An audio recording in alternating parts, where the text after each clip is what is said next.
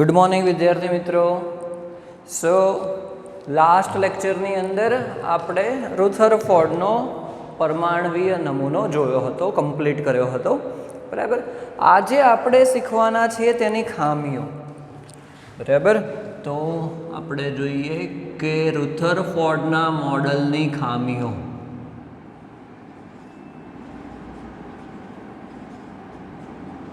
रुथरफोर्डना परमाणवीय नमूना अथवा तो रुथरफोर्डना परमाणु नमूनानी खामीओ। तो तमने पहला पण एक वखत मैं कीधुं हतुं के पहला एवुं हतुं के रिसर्चनी एटली बधी रेस हती, एवुं कही शकाय के कोईपण नवी कोई वस्तु शोधाय तो सौथी पहला तो बीजा लोको एने खोटुं पाडवामां पोतानो टाइम आपी दे, बराबर। तो एवुं ज कंईक थयुं हतुं के जे थॉम्सने जे परमाणवीय नमूनो आप्यो एने रुथरफोर्डे खोटो पाड्यो। हवे रुथरफोर्डे जे परमाणु नमूनो आप्यो एने बीजा वैज्ञानिके खोटो पाड्यो। तो ए ज वैज्ञानिके जे रीते खोटो पाड्यो ए ज वस्तु आपणे जोवानी छे। तो खामीमां सौ प्रथम आपणे एवुं जोईए छे के मैक्सवेल नामनो वैज्ञानिक हतो के मैक्सवेल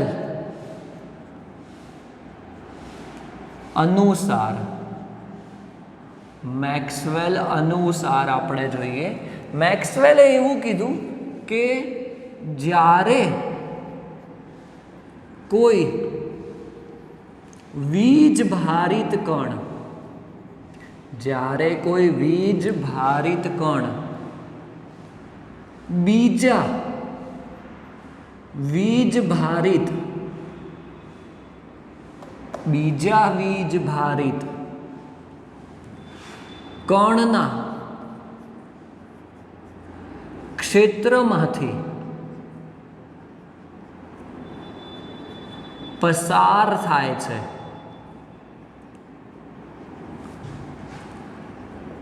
त्यारे ते सतत पोतानामांथी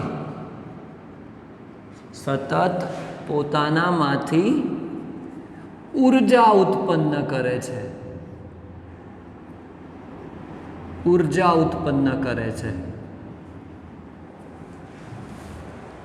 बराबर। अथवा तो ऊर्जा शू करे छे ते बहार फैलावे छे एवुं कही शकाय, बराबर। आवुं मैक्सवेले कीधुं अने आ साची वस्तु हती, प्रूव थई चूकी हती ए वखते। तो चलो आपणे एनुं ज एक एक्जाम्पल लईए के शुं थतुं हशे। धारो के आपणे एक आ वीज भारित कण लई लईए छीए। आ शुं छे? वीज भारित कण। तो आ वीज भारित कण हशे एनुं एक क्षेत्र हशे, विद्युत क्षेत्र हशे, बराबर। આપણે એનું વિદ્યુત ક્ષેત્ર આ રીતે ચાલો બતાવી દઈએ। જેમ ચુંબક હોય એનું ચુંબકીય ક્ષેત્ર હોય એમ વિદ્યુત ક્ષેત્ર હોય વીજ ભારનું, બરાબર। કોઈ પણ વીજ ભારિત કણ લઈએ તો એનું શું હશે? વિદ્યુત ક્ષેત્ર હશે, બરાબર। એ કેટલાક અંતર સુધી ફેલાયેલું હશે। ઓકે, ચલો તો આ આપણે લઈ લઈએ છીએ। આ શું છે? તો વિદ્યુત ક્ષેત્ર છે,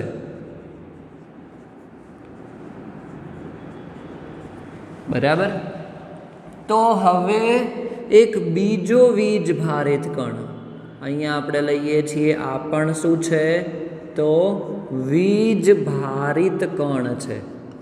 वीज भारित कण ए शुं करे छे? गति करे छे। ए शुं करे छे? गति करे छे। तो गति एणे शेमांथी करी?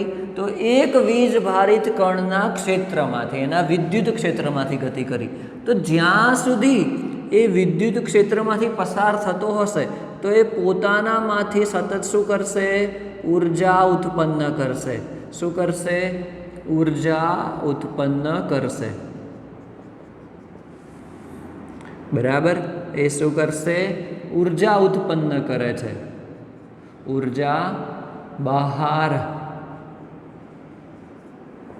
फेंके छे एवुं कही शकाय। पोतानामांथी ऊर्जा ए बहार निकाळे छे, બરાબર, અને આ બિલકુલ સાચી વસ્તુ છે, પ્રૂવ થઈ ચૂકેલી વસ્તુ છે, બરાબર. એ સમયમાં પણ પ્રૂવ થઈ ચૂકેલી વસ્તુ હતી કે જ્યારે કોઈ પણ વીજ ભારિત કણ એ બીજા વીજ ભારિત કણના ક્ષેત્રમાંથી પસાર થાય છે, જ્યારે કોઈ પણ વીજ ભારિત કણ એ બીજા વીજ ભારિત કણના ક્ષેત્રમાંથી પસાર થાય છે ત્યારે તે પોતાનામાંથી સતત ઉર્જા ઉત્પન્ન કરે છે. શું કરે છે? સતત પોતાનામાંથી ઉર્જા ઉત્પન્ન કરે છે. ઓકે, હવે રધરફોર્ડે શું કીધું? રુથરફોર્ડે તો એવું કીધું કે પરમાણુ જે છે એમાં જે મધ્યનો ભાગ છે ધન વીજ ભારિત, એને આપણે પરમાણુ કેન્દ્ર કીધું, બરાબર. ચલો, એ વાત તો સાચી છે ને, પરંતુ એણે એવું કીધું કે ઇલેક્ટ્રોન એ પરમાણુ કેન્દ્રની આસપાસ ખૂબ જ ઝડપથી વર્તુળાકાર પથમાં ગતિ કરે છે, બરાબર. વર્તુળાકાર પથમાં ગતિ કરે છે. ઓકે, તો હવે એવું બની શકે, ચલો આપણે પરમાણુ કેન્દ્ર લઈ લઈએ. આપણે જાણીએ છીએ કે તે શું છે? વીજ ભારિત છે, ધન વીજભાર ધરાવે છે, અને એક વર્તુળાકાર પથ લઈ લઈએ. શું કરીએ છીએ? એક આ વર્તુળાકાર પથ લઈ લીધો, બરાબર.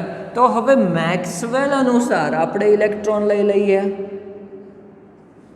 તો ધન વીજભાર છે ન્યુક્લિયસનો, પરમાણુ કેન્દ્રનો, ઇલેક્ટ્રોન પણ ધન વીજભાર છે, અને ઇલેક્ટ્રોન શું કરે છે? ન્યુક્લિયસની આસપાસ વર્તુળાકાર પથમાં ગતિ કરે છે. તો પછી હવે ઇલેક્ટ્રોન જે છે એ એક પ્રકારે એવું કહી શકાય કે એક વીજ ભારિત કણના ક્ષેત્રમાં ગતિ કરે છે. તો પછી એ શું કરવું જોઈએ? સતત પોતાનામાંથી ઉર્જા ઉત્પન્ન કરવો જોઈએ. એમાંથી હું બતાવું છું કે સતત શું કરે છે? તે ઉર્જા બહાર ફેંકે છે, ઉર્જા ઉત્પન્ન કરે છે, બરાબર. આવું થવું જોઈએ. તો જો આવું થાય તો પોતાની ઉર્જા ઘટે છે એવું કહી શકાય? આવું થાય તો પછી ઇલેક્ટ્રોનની ઉર્જા સતત ઘટે છે એવું કહી શકાય, સતત ઘટે છે એવું કહી શકાય, બરાબર. તો હવે એ જે વર્તુળાકાર પથ હતો એમાંથી એ નીકળી જશે. શું કરશે? નીકળી જશે, કારણ કે એ પથમાં નહીં ગતિ કરી શકે, એની ઉર્જા ઘટી ગઈ. તો ધીરે ધીરે શું કરશે? એ આ રીતે ઉર્જા ઘટાડતા ઘટાડતા ઘટાડતા ઘટાડતા એ સીધો પરમાણુ કેન્દ્રમાં જતો રહેશે. ઇલેક્ટ્રોન ક્યાં જતો રહેશે? પરમાણુ કેન્દ્રમાં જતો રહેશે.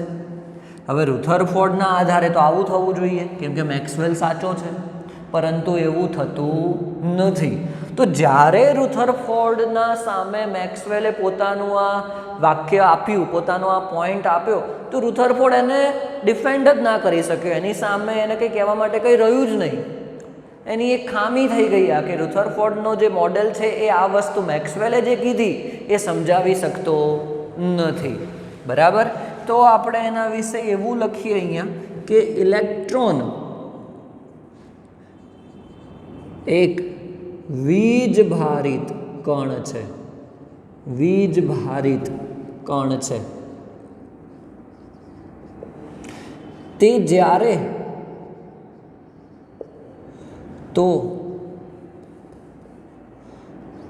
તે પરમાણુ કેન્દ્ર, આપણે લખીએ ધન વીજભારિત, ધન વીજભારિત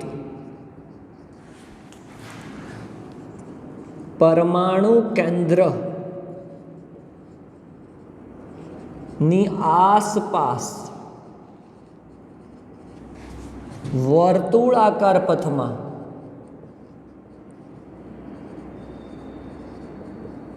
ગતિ કરે છે ત્યારે મેક્સવેલ અનુસાર તે સતત ઉર્જા ઉત્પન્ન કરશે, ઉર્જા ઉત્પન્ન કરશે અને પોતાની કક્ષા બદલશે. બરાબર, કેમ કે ઉર્જા ઉત્પન્ન કરે તો એની એ કક્ષામાં નહીં રહી શકે, કારણ કે કોઈ કક્ષાની ફિક્સ શું હોય, ઉર્જા હોય, એવું આપણે આગળ શીખીશું. બરાબર, અને પોતાની કક્ષા બદલશે તથા થોડા સમયમાં જ તે પરમાણુ કેન્દ્રમાં જતો રહેશે. તો પરમાણુ અસ્થાયી બને. બરાબર, મેક્સવેલના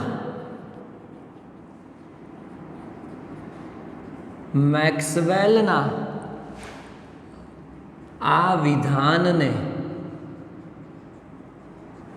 રુથરફોર્ડ સમજાવી શક્યો નહીં.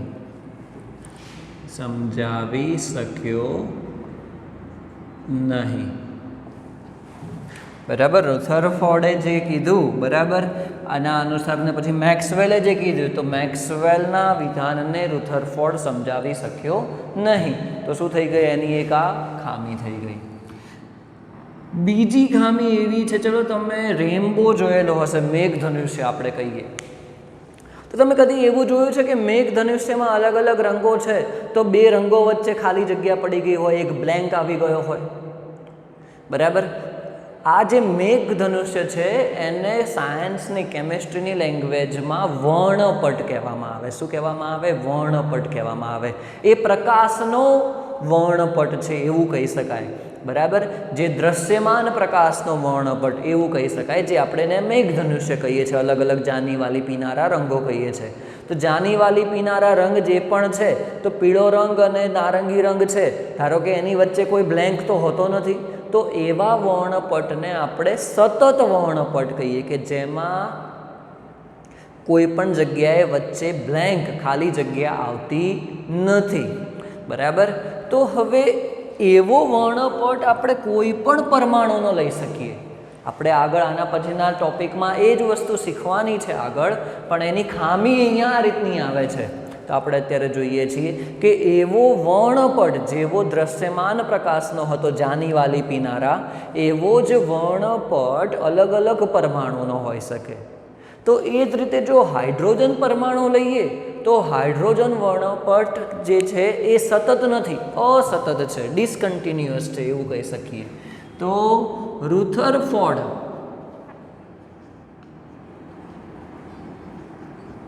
નો પરમાણુ નમૂનો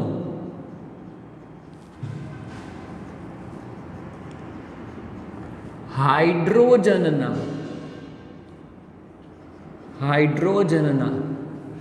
અસતત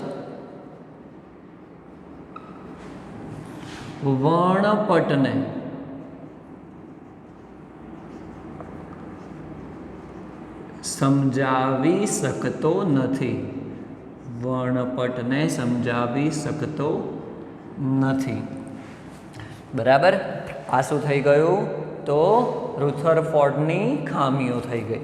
ઓકે, તો બે ખામી છે એની, એકદમ સિમ્પલ છે, ભૂલ ના થવી જોઈએ કે આ વસ્તુ સમજવાની છે. મેક્સવેલે જે કીધું, મેક્સવેલ અનુસાર રુથરફોર્ડના પરમાણુમાં આવું થવું જોઈએ, પણ આવું થતું જ નથી. તો કેમ નથી થતું એ રુથરફોર્ડ સમજાવી શકતો નથી. બીજું કે તે પરમાણુ નમૂનો હાઇડ્રોજનનો લઈએ, તો હાઇડ્રોજનનો પરમાણુ નમૂનો અસતત વર્ણપટ આપે છે, તો પછી એ સમજાવી શકતો નથી રુથરફોર્ડ. તો આ બે એની ખામીઓ થઈ ગઈ. ઓકે, ચલો, તો ટોપિક અહીંયા રુથરફોર્ડનો કમ્પ્લીટ પૂરો થયો. આપણે હવે એક સિમ્પલ નાનો ટોપિક છે એ આપણે જોવા જઈ રહ્યા છીએ આજના લેક્ચર માટે. એ જોઈએ છીએ આઇસોબાર અને આઇસોટોપ. આઇસોબાર અને બીજો ટોપિક લઈએ છીએ આઇસોટોપ. આઇસોટોપ તો તમે જાણો છો, કારણ કે આપણે પહેલા ચેપ્ટરના દાખલાઓમાં શબ્દ આવી ગયો છે, ત્યારે મેં તમને એ સમજાવ્યો હતો કે પરમાણુ ક્રમાંક સમાન હોય પર પરમાણુ ભાર જુદા જુદા હોય. ચલો અહીંયા લખી નાખીએ કે શું હોય એની અંદર, તો સમાન પરમાણુ ક્રમાંક પણ असमान परमाणु भार, तो एने शुं कहीशुं? आइसोटॉप कहीशुं. अहींया कंईक अलग छे के समान, आना करता उल्टू थई जशे, परमाणु भार पण असमान परमाणु क्रमांक, तेने आपणे आइसोबार कहीशुं. ओके, टॉपिक एकदम सिंपल है, बने एकबीजाना ऑपोजिट है कि अहींया समान परमाणु भार है परंतु असमान परमाणु क्रमांक है. अहींया समान परमाणु क्रमांक है परंतु अहींया असमान परमाणु भार है. दाखला तरीके तमे आइसोबार्सना तो दाखला नहीं जोया, आइसोटॉपना आपणे जोयेला छे. तो कार्बननो एक आइसोटॉप हतो, कार्बननो परमाणु क्रमांक 6 है અને પરમાણુ ભાર એનો 14. આપણે કાર્બનનો એક આઇસોટોપ છે કાર્બન 14, જે આપણે દાખલામાં પણ જોયું છે, કાર્બન 12, કાર્બન 13, કાર્બન 14. અને નાઇટ્રોજન લઈએ તો નાઇટ્રોજનનો પરમાણુ ક્રમાંક 7 છે અને એનો પરમાણુ ભાર થઈ જશે 14. તો પરમાણુ ભાર સમાન થયો પણ પરમાણુ ક્રમાંક શું છે? જુદા જુદા. તો એને શું કહીશું? આપણે આઇસોબાર કહીશું. चलो એ જ રીતે જો અહીંયા આઇસોટોપના એક્ઝામ્પલ જોવા હોય તો કાર્બનના જ લઈ લઈએ, કાર્બન 12, કાર્બન 13 અને કાર્બન 14. તમે જુઓ પરમાણુ ક્રમાંક સમાન છે પરંતુ પરમાણુ ભાર શું છે? જુદા જુદા છે. તો તેને શું કહીશું? આઇસોટોપ કહીશું. બરાબર. બીજું હાઇડ્રોજનનું લઈ લઈએ. ચલો હાઇડ્રોજનનો પરમાણુ ક્રમાંક 1 છે, પરમાણુ ભાર 1. बीजो एनो छे ड्यूटेरियम, परमाणु क्रमांक 1, परमाणु भार 2. त्रीजो लईए ट्रिटियम, परमाणु क्रमांक 1, परमाणु भार 3. तो परमाणु क्रमांक समान है परंतु परमाणु भार जुदा जुदा है, तेने आपणे शुं कहीशुं? आइसोटॉप कहीशुं. ओके, एकदम सिंपल टॉपिक है आइसोटॉप अने आइसोबार. मिस्टेक ना थवी जोईए समजवामां. बराबर. तो आज આપણે આટલે સુધી રાખીએ છીએ. આપણે આજે રુથરફોર્ડના પરમાણુ નમૂનાની ખામીઓ જોઈ. બરાબર. અને પછી એકદમ નાનો ટોપિક આઇસોટોપ અને આઇસોબાર શું છે એ સમજ્યા. નેક્સ્ટ લેક્ચરની અંદર આપણે પ્રકાશનું જે કિરણ છે એની અલગ અલગ લાક્ષણિકતા જોઈશું. એની તરંગ લંબાઈ, એની ફ્રીક્વન્સી શું છે, આવૃત્તિ શું છે, એના વિશે ચર્ચા કરીશું. ટેક્સ્ટ બુકની અંદર તમને આપેલું છે, તમે એકવાર તમારી જાતે વાંચવા માટે ટ્રાય કરજો તો તમને વધારે આઈડિયા આવશે જ્યારે હું ચલાવીશ ત્યારે. ઓકે, ચલો, થેન્ક યુ.